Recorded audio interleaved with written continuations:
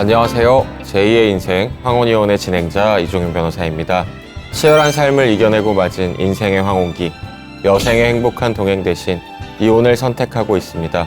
제2의 인생 황혼이혼에서는 황혼의 부부가 왜 이별을 결심하는지, 그 과정에서 겪는 현실적인 문제들은 무엇인지에 대해 다양한 사례를 알아보며 법률 지식을 전해드리겠습니다. 오늘 제가 시청자 여러분들께 소개해드리기 위해서 준비한 주제는 바로 이혼 전 재산 분할의 합의의 효력입니다. 제가 이혼 전문 변호사로서 많은 분들을 만나면서 경험하기에도, 그리고 또 일상생활에서도 주변 지인들이나 제가 일적으로 만나는 분들한테 질문을 받을 때에도 재산 분할 합의를 하는 것에 대한 질문이 참 많습니다. 또한 이혼을 앞두고 있는 부부들이 많이 하는 실수 중에 하나가 또 그 효력에 대해서 제대로 알아보지 않고 서둘러서 합의서를 작성하는 일입니다. 특히 상대방의 요구에 떠밀려서 혹은 빨리 이혼하고 싶은 마음에 재산 분할을 청구하지 않겠다라는 내용의 합의서에 서명을 하시는 분들도 종종 봐왔습니다. 아마 시청자 여러분들께서도 각자의 상황에 따라서 여러 가지 질문들이 떠오르실 것 같습니다. 이혼을 하기 전에 재산 분할을 포기한다고 합의서를 썼는데 나중에 번복할 수 있나요? 남편이 이혼해주는 조건으로 재산 분할 청구를 안 하겠다는 각서를 쓰라고 하는데 이걸 쓰면 나중에 재산 분할 청구를 할 수 없나요? 합의 이혼을 신고하기 전에 재산 정리를 다 끝내고 합의서를 작성하고 이혼을 하자고 하는데 이렇게 이혼을 해도 괜찮은가요? 아니면 지금 협의 이혼 신청을 하고 재산 분할 협의서까지 다 작성을 했습니다. 그런데 아직 숙려 기간 중에 있는데 지금이라도 이 협의를 없던 걸로 하고 소송을 할 수 있을까요? 아니면 이미 협의 이혼까지 다 마무리가 되었고 재산 분할에 대해서 공증까지 쓴 상황인데요. 알고 보니까 남편이 저 몰래 숨겨놓은 재산이 상당히 많이 있었더라고요. 이것에 대해서는 제가 청구할 수 있는 게 있을까요? 아니면 상대방이, 배우자가 위장 이혼을 하자고 해서 위장으로 이혼을 했는데 그렇기 때문에 재산 분할에 대한 부분도 특별히 신경 쓰지 않았는데 남편이 다시 재혼도 하지 않으려고 하고 재산 분할도 안 해주려고 합니다. 이럴 땐 어떻게 해야 할까요? 이런 질문들이 참 많습니다. 특히 황혼 세대의 경우에는 긴 세월 함께 모은 재산이 적지 않기 때문에 제대로 분할받지 못하고 이혼을 하시는 경우에 여생이 상당히 억울해하시고 실제로 생활도 어려워지시는 분들도 많이 보고 있습니다. 재산 분할 제도가 무엇인지 그 법적 근거에 대해서 살펴보겠습니다. 우리 민법 제839조의 2 제1항은 다음과 같이 규정하고 있습니다. 협의상 이혼한 자의 일방은 다른 일방에 대하여 재산 분할을 청구할 수 있다. 또한 민법 제843조는 재판상 이혼의 경우에도 동일하게 재산 분할 청구권을 인정하고 있습니다. 재산 분할 제도는 어떤 의미를 가지고 있을까요? 대법원은 이에 대해서 명확한 입장을 견지하고 있습니다. 민법 제839조의 2에 규정된 재산분할 제도는 혼인 중에 부부 쌍방의 협력으로 이룩한 실질적인 공동재산을 청산 분배하는 것을 주된 목적으로 한다는 것이 대법원의 입장입니다. 여기서 핵심은 부부 쌍방의 협력으로 이룩한 공동재산이라는 점입니다. 비록 명의가 한쪽 배우자에게만 있다고 하더라도 혼인 기간 중 함께 노력해서 형성한 재산이라고 하면 이혼할 시에 공평하게 나누어야 한다는 취지입니다. 그렇다면 재산분할 청구권은 언제 발생하는 것일까요? 대법원은 이렇게 판시하고 있습니다. 이혼으로 인한 재산분할 청구권은 이혼이 성립한 때에 그 법적 효과로서 비로소 발생하는 것일 뿐만 아니라 협의 또는 심판에 의하여 구체적인 내용이 형성되기까지는 범위 및 내용이 불명확, 불확정하기 때문에 구체적으로 권리가 발생하였다고 볼 수 없다. 이러한 대법원의 입장이 중요한 이유는 재산 분할 청구권이 이혼 성립 시에 비로소 발생한다는 점을 명확히 하고 있기 때문입니다.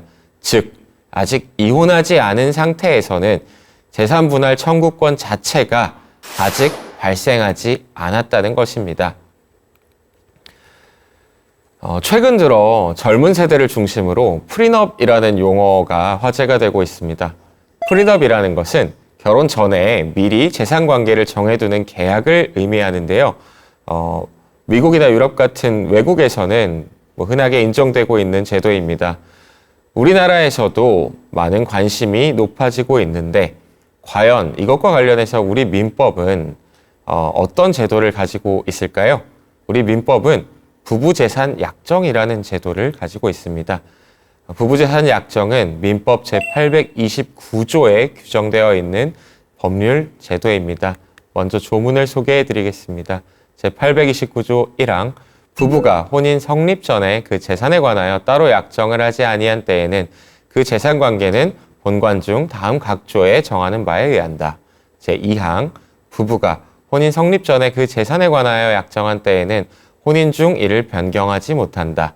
그러나 정당한 사유가 있는 때에는 법원의 허가를 얻어 변경할 수 있다. 제3항 전항의 약정에 의하여 부부의 일방이 다른 일방의 재산을 관리하는 경우 부적당한 관리로 인하여 그 재산을 위태하게 한 때에는 다른 일방은 자기가 관리할 것을 법원에 청구할 수 있고 그 재산이 부부의 공유인 때에는 그 분할을 청구할 수 있다. 제4항 부부가 그 재산에 관하여 따로 약정을 한 때에는 혼인 성립까지 등기하지 아니하면 이로써 부부의 승계인 또는 제3자에게 대항하지 못한다.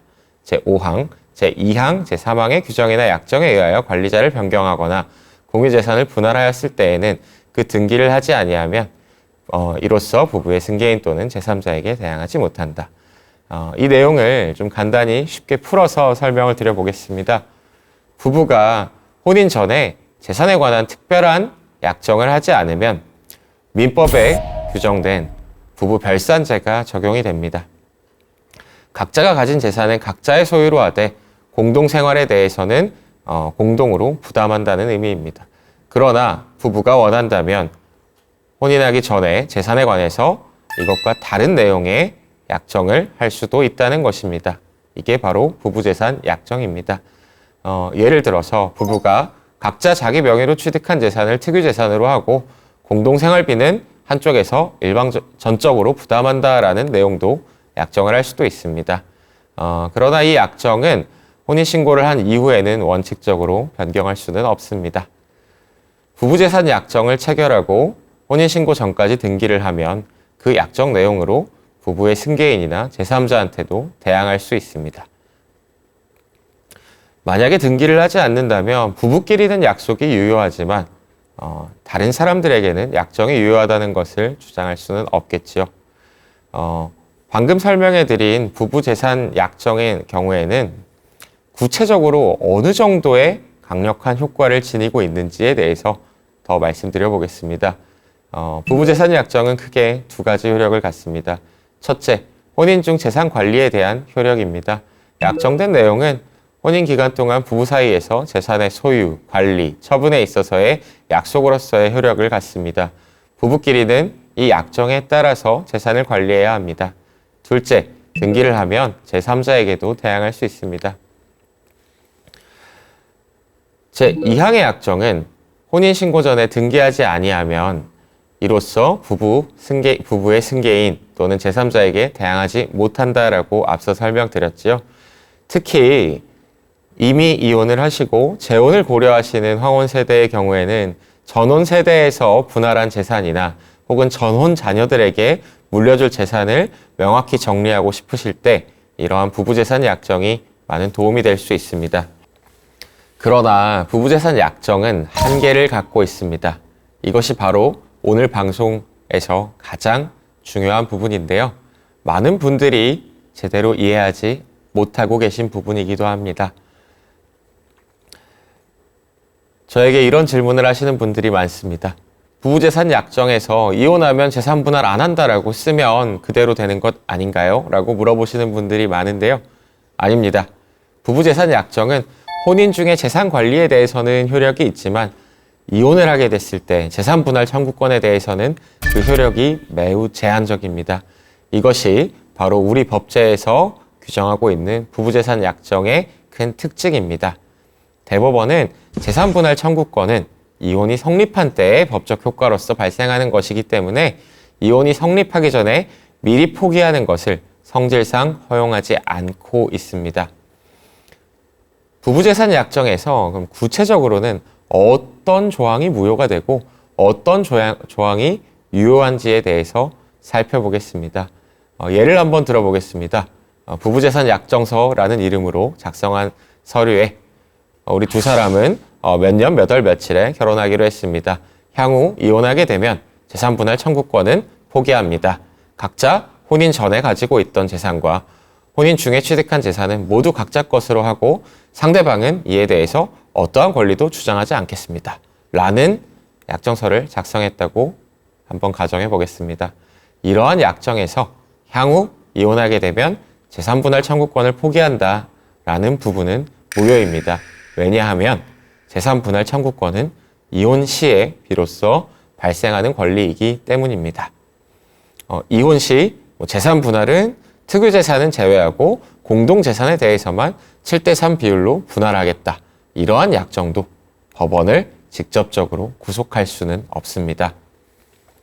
이혼 소송에서 재산 분할 비율을 정할 때 법원이 부부재산 약정의 내용을 하나의 중요한 사정으로 참작할 수는 있습니다. 약정이 재산 형성의 기여도나 분할 대상을 판단하는데 참작할 수 있는 사정으로 영향을 줄 수는 있지만 법원이 그 약정 내용대로 구속되어서 분할해야 한다는 판결을 선고하는 것은 아닙니다.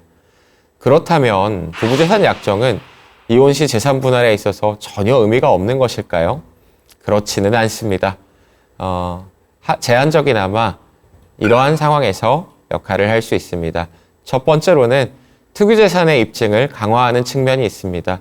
혼인 전에 취득해서 각자 명의로 갖고 있던 재산, 즉 각자의 특유재산을 보다 명확히 하고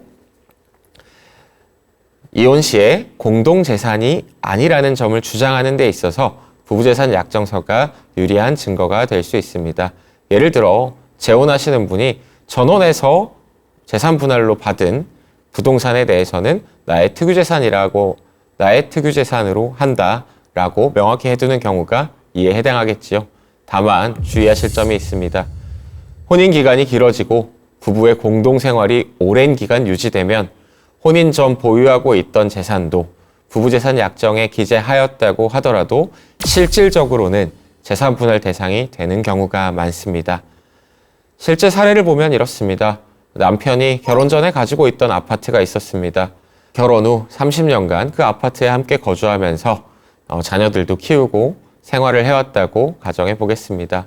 이 경우 법원은 비록 그 아파트가 혼인 전에 남편 명의로 이미 취득한 재산이었다고는 하지만 오랜 기간 부부가 함께 거주하며 공동생활의 근거지로 사용했고 그 기간 동안 또 아파트의 가치가 상승한 것에는 또 아내의 간접적 기여도 있기 때문에 재산 분할 대상이 된다라는 취지의 판단을 하는 경우가 빈번합니다.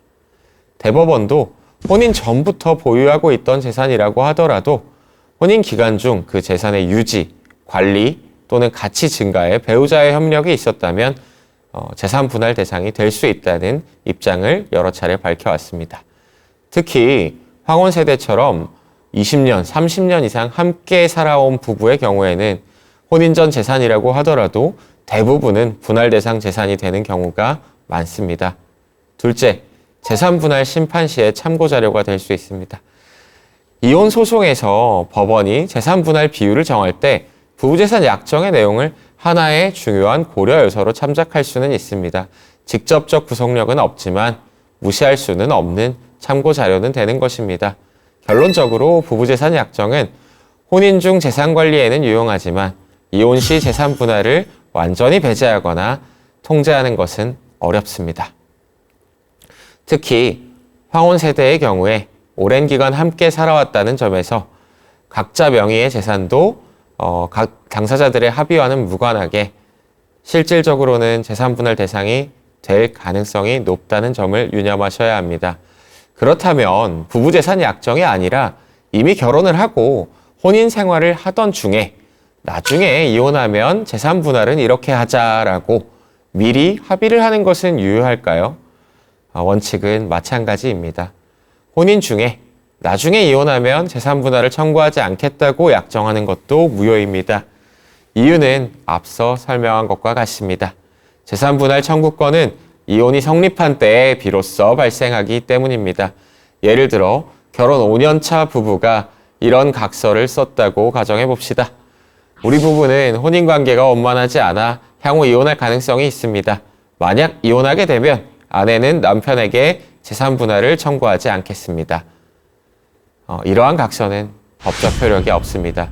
실제로 이혼하게 되면 아내는 이 각서와 관계없이 재산 분할을 청구할 수 있습니다.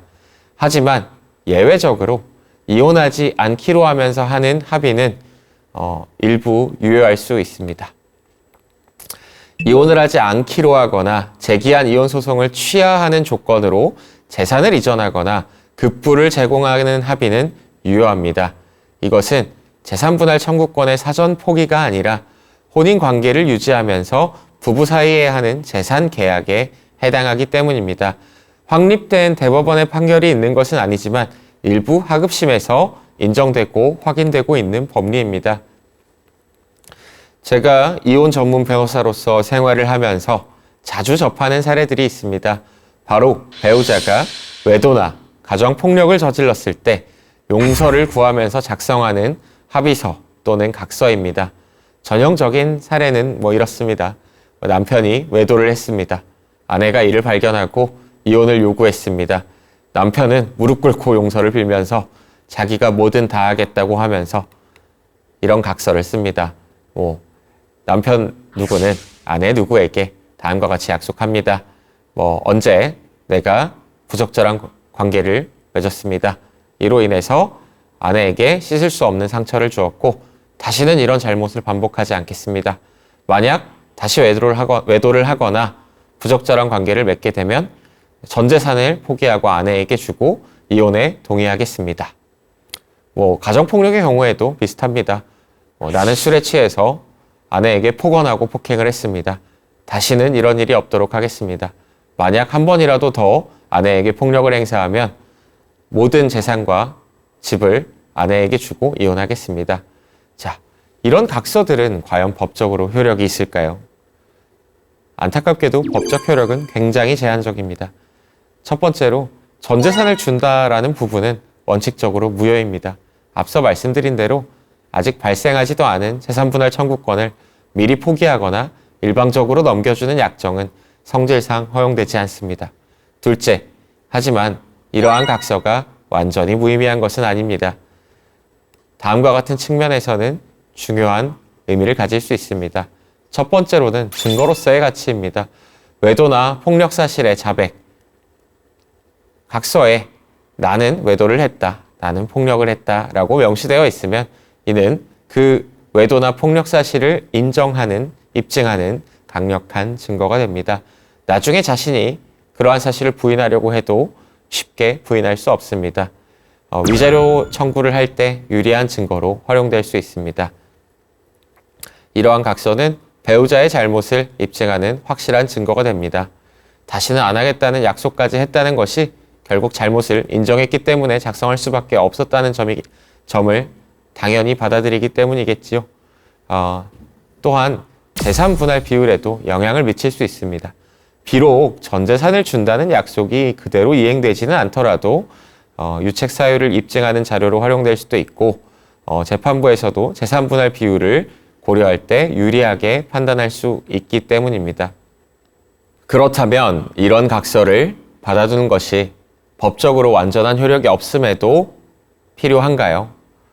라는 질문을 하시는 분들이 많습니다. 네, 그럼에도 불구하고 받아두시는 것이 좋습니다. 그대로 실현될 수는 없다고 하더라도 일정 부분 유용할 수 있기 때문이지요.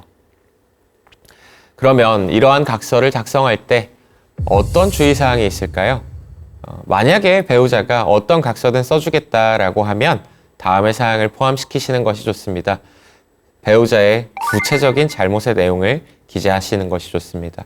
언제, 어디서, 무슨 일을 했는지를 구체적으로 기재하십시오. 또한 잘못에 대해서 확실하게 인정하는 문구를 남겨두십시오. 그리고 다시는 그런 일을 하지 않겠다라는 약속도 반드시 남겨두시고요. 작성하는 날짜와 배우자의 서명, 그리고 가능하다면 도장도 같이 찍어두시는 것이 좋습니다. 실제 이혼 시 재산 분할은 이러한 각서가 있다고 하더라도 법원에서 여러 사정을 고려해서 결정한다고 말씀드렸지요. 다만 그럼에도 불구하고 이러한 각서는 분명히 어느 정도의 영향은 미칠 수 있습니다. 그렇다면 앞서 소개해드리고 예시로 들어드렸던 각서나 합의서보다 조금 더 구체적으로 작성한 합의서의 효력은 어떨까요? 이와 관련해서는 참고할 만한 하급심 판결들이 있습니다.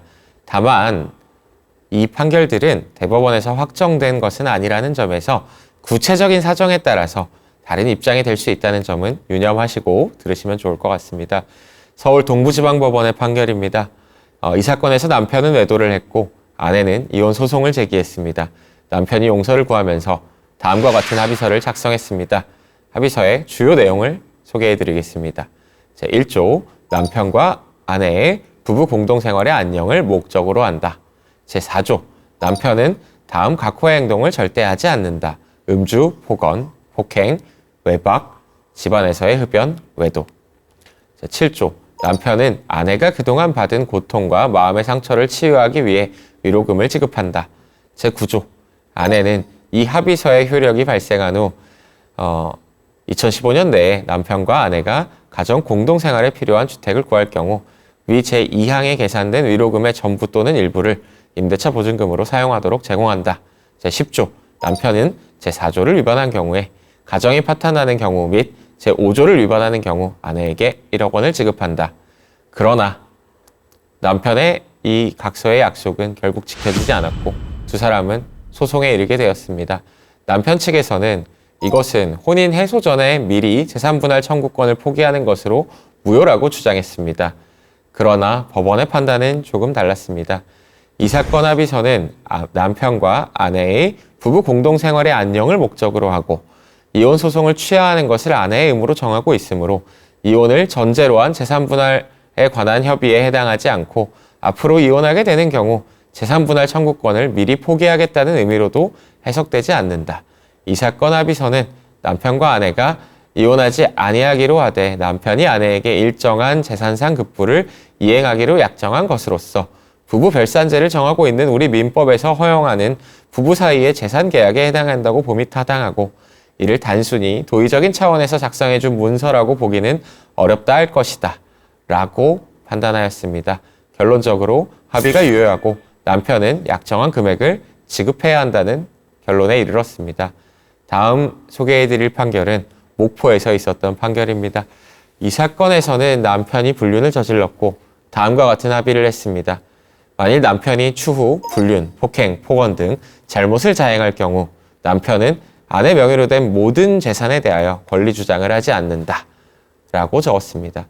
이 사건 법원은 남편이 추후 불륜, 폭행, 폭언 등 잘못을 자행할 경우라는 조건이 부과된 점에 비추어 볼 때 남편이 위 조항을 통해 아내와의 이혼 등 절차에서 종국적으로 재산분할 청구권을 행사하는 것을 포기하였다고 보기 어렵다고 판단했습니다. 즉, 조건부 재산 이전 약정의 일부는 무효로 볼 수 있지만 그 외 조항들은 유효하다고 본 것입니다. 다음으로 소개해드릴 판결은 춘천지방법원의 판결입니다. 이 사건은 조건부 증여 약정의 유효성을 명확히 인정한 사례입니다. 남편과 아내가 이혼을 보류하면서 남편이 술을 마시고 자녀들에게 폭언 및 상처를 주는 행동을 할 경우 특정 재산의 소유권을 아내에게 이전한다는 조건부 증여 약정을 체결한 사안이었습니다. 남편 측에서는 이런 조건은 너무 불확실하고 상대적 평가를 전제하기 때문에 무효라고 주장을 하였습니다.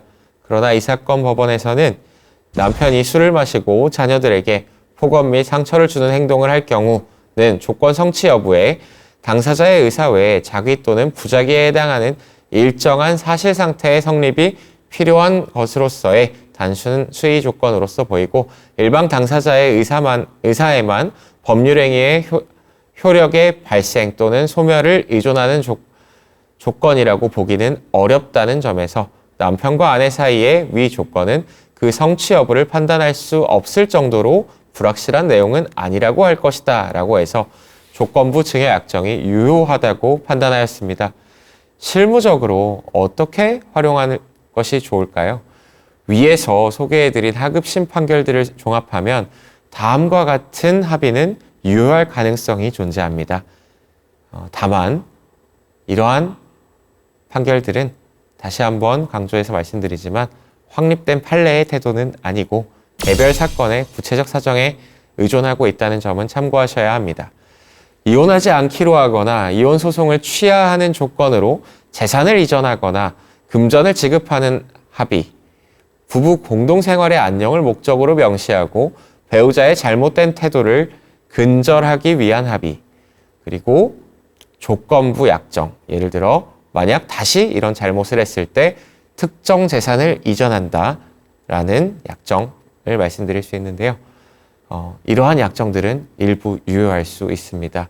그러므로 합의서를 작성하실 때에는 합의의 목적을 명시하고 이혼을 하지 않기로 하는 부분을 명확하게 조건으로 기재하시는 것이 좋겠습니다. 또한 앞서 말씀드린 것처럼 구체적인 잘못도 반드시 명시하시고 위로금 또는 재산을 이전한다라는 내용도 반드시 기재하실 것을 권유해 드립니다. 이렇게 작성한 합의서는 효력이 없는 단순한 재산 분할 청구권의 사전 포기가 아니라 혼인관계 유지를 위한 부부 사이의 재산 계약으로 인정받아 법적 효력을 가질 가능성이 존재합니다. 이혼을 전제로 한 재산 분할 합의에 있어서도 또 중요한 예외가 있습니다. 대법원은 이와 같은 판시를 한 적이 있습니다. 재산 분할에 관한 협의는 혼인 중 당사자 쌍방의 협력으로 이룩한 재산의 분할에 관하여 이미 이혼을 마친 당사자 또는 아직 이혼하지 않은 당사자 사이에 행하여지는 협의를 가리키는 것으로 아직 이혼하지 않은 당사자가 장차 협의상 이혼할 것을 약정하면서 이를 전제로 하여 위 재산 분할에 관한 협의를 하는 경우에 있어서는 그 협의 후 당사자가 약정한 대로 협의상 이혼이 이루어진 경우에 그 협의의 효력이 발생하는 것이다. 무슨 의미일까요? 쉽게 정리하면 이렇습니다. 언젠가 이혼할 수도 있으니 미리 재산 분할을 포기하는 것은 무효라고 제가 말씀을 드렸지요. 하지만 지금 이혼하기로 했고 재산은 이렇게 나누고 이혼 신고는 이때 하기로 했다라고까지 정해져 있다면 유효할 수 있습니다. 핵심은 구체적으로 이혼을 결정하고 재산 분할 방법까지 합의했는가입니다. 그렇다면 어떤 경우에 유효한 협의로 인정받을 수 있을까요? 대법원이 제시한 기준을 보면 다음과 같은 요건이 필요합니다. 첫째, 구체적인 이혼의 합의가 있어야 합니다. 막연히 나중에 이혼할 수도 있다는 것이 아니라 지금 당장 이혼하기로 결정했다는 명확한 합의가 있어야 합니다. 둘째, 재산 목록에 확인이 필요합니다. 부부가 보유한 재산이 무엇인지, 각각의 가액이 얼마인지 구체적으로 확인해 보셔야 합니다. 또한 분할 방법이나 분할하는 실제 재산의 가액에 대한 합의가 있어야 합니다. 다섯째는 그 결과로서 일방이 추가적인 재산 분할을 청구하지 않겠다고 포기를 한 점이 명확해야 합니다. 또 마지막으로 합의한 대로 이혼이 이루어져야 합니다. 이혼을 앞두고 협의를 했으나 실제 약정한 대로 이혼이 이루어지지 않는다고 하면 재산 분할 협의의 유효성도 사라지게 됩니다. 이제는 구체적인 사례를 통해서 조금 더 여러분들에게 이해하기 쉽게 설명을 드려보겠습니다. 이 사건은 청주지방법원 영동지원에서 시작해서 대법원 3심까지 갔던 실제 사건입니다. 아내는 중국 국적 외국인으로 한국인인 남편과 혼인신고를 마쳤고 함께 생활하기 시작했습니다. 두 사람 사이에 자녀는 없었습니다. 결혼 초기에는 평범한 부부처럼 서로 적응하며 살아갔습니다.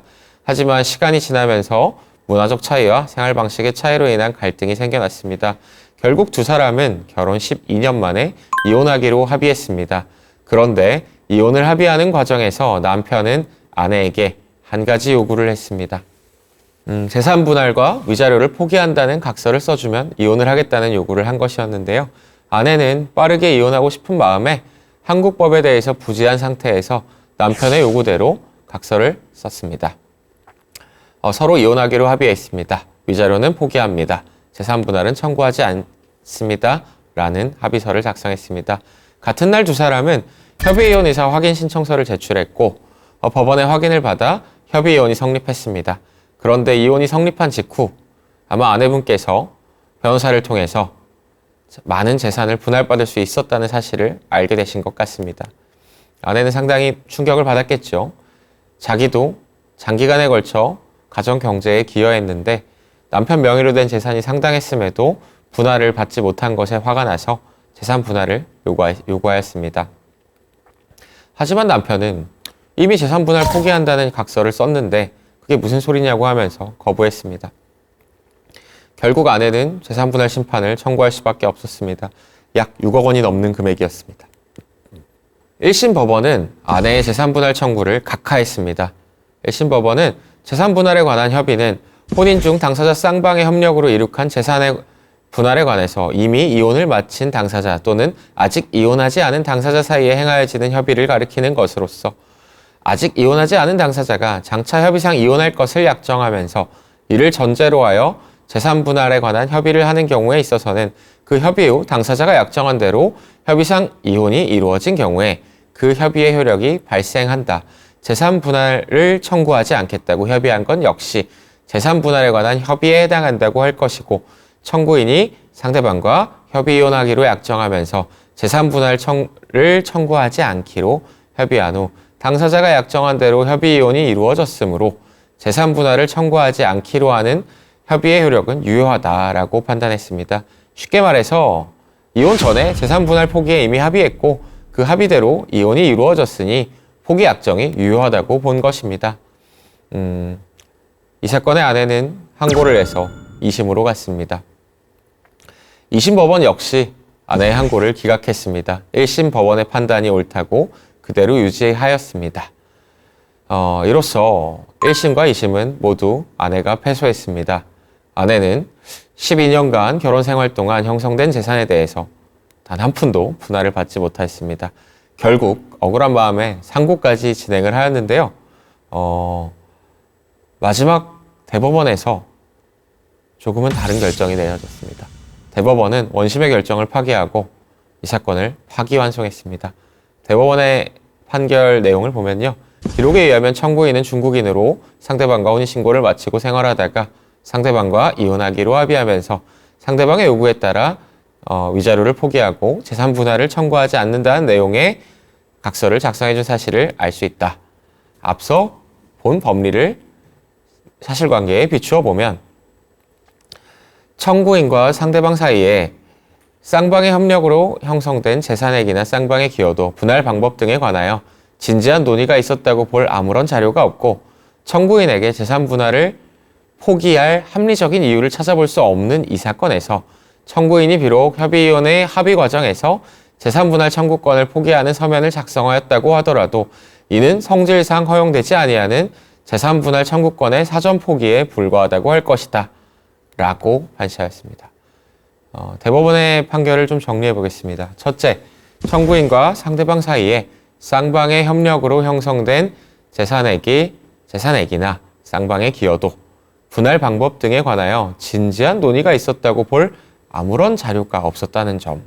둘째, 청구인에게 재산 분할 청구권을 포기할 합리적인 이유를 찾아볼 수 없다는 점. 셋째, 청구인은 변호사를 통해 이혼이 성립한 이후에 수천만 원 이상의 재산 분할을 받을 수 있다는 것을 알고 화를 내며 재산 분할을 요구하였고 상대방은 청구인이 독립할 자금이 필요하면 주겠다는 문자 메시지를 발송한 사실이 있다는 점을 종합할 때 이 사건의 재산 분할 포기 각서는 진정한 의미의 재산 분할에 관한 협의가 아니라 단순히 허용되지 않는 사전 포기에 불과하다고 판단한 것입니다. 대법원의 파기환송 결정에 따라 사건은 다시 청주지방법원으로 돌아갔습니다. 이후 법원은 아내와 남편이 혼인 중 형성한 재산을 조사하고 각자의 기여도를 평가하여 적정한 재산 분할을 했을 것으로 추정됩니다. 이 판례는 우리에게 여러 교훈을 주고 있습니다. 첫째, 단순히 재산 분할을 청구하지 않겠다라고만 쓴 합의서는 법적 효력이 제한적일 수 있다는 점입니다. 아무리 이혼을 전제로 작성했다고 하더라도 구체적인 협의 과정이 없었다면 무효일 수 있습니다. 둘째, 법원은 형식이 아니라 실질을 본 것으로 보여집니다. 겉으로는 협의라고 돼 있어도 실제로는 일방의 요구에 떠밀려서 작성한 것이라면 인정하지 않는 경우가 있습니다. 셋째, 당사자 사이에 진지한 논의가 있었는지를 또 살피고 있습니다. 재산액, 기여도, 분할 방법에 대한 진지한 논의 없이 작성된 포기약정은 사전 포기에 불과하다고 볼 수 있습니다. 이혼을 앞두고 재산 분할 합의를 하려고 하는 분들이 계시다면 다음을 명심하셔야 합니다. 이혼은 인생의 중요한 결정입니다. 재산 분할도 마찬가지입니다. 충분한 시간을 갖고 검토하십시오. 법률 전문가의 조언을 받고 행동하셔야 합니다. 성급한 결정은 평생의 후회로 남을 수 있습니다. 특히 황혼 이혼을 앞둔 분들의 경우에 퇴직금, 연금, 부동산 등 복잡한 재산이 많이 있는 경우가 빈번합니다. 반드시 법률 전문가의 조언을 구하고 이혼을 하셔야 합니다. 한편 다음과 같은 행동은 절대로 하셔서는 안 됩니다. 내용을 제대로 확인하지도 않고 덥석 서명하셔서는 안 됩니다. 빨리 이혼하고 싶다는 이유만으로 불리한 합의를 수용하시면 안 됩니다. 상대방의 협박이나 회유에 넘어가지 마십시오. 자녀들에게 피해가 갈까봐 무조건 양보하지 마십시오. 나이가 많아서 법적 절차가 부담스럽다 하면서 포기하시면 안 됩니다. 황혼 세대라고 해서 법적 권리를 포기할 이유는 없습니다. 오히려 수십 년간 함께 일구어온 재산이기에 더욱 공정하게 권리를 보장받으셔야 합니다. 오랜 세월 함께해온 부부가 이혼을 결심하는 것은 비단 두 사람만의 일이 아닙니다. 어려운 결정을 하시기 전에 진솔한 대화와 진심 어린 이해로 서로를 다시 한번 돌아봐 주십시오. 그래도 할 수밖에 없는 결심이라면 저희 제2의 인생 황혼이혼이 올바른 선택을 돕는 길잡이가 되어 드리겠습니다. 함께 해주셔서 고맙습니다.